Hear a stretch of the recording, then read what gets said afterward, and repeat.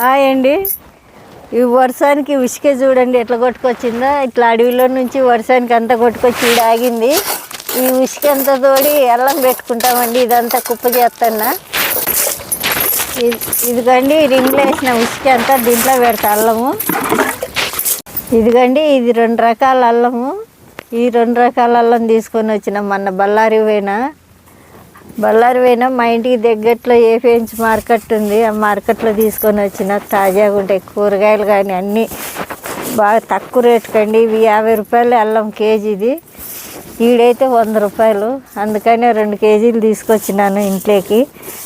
చిన్న కుండీలో కానీ ఉసుకేసుకొని పెట్టుకోవచ్చండి. ఇంట్లోనైనా పైకాడైనా పెట్టుకోవచ్చండి. ఇది అల్లము బాగొస్తుంది, తాజాగా ఉంటుంది. టీలేకైనా మన కూరలకు వేసుకోవాలన్నీ అప్పటికప్పుడు తీసుకోవచ్చు.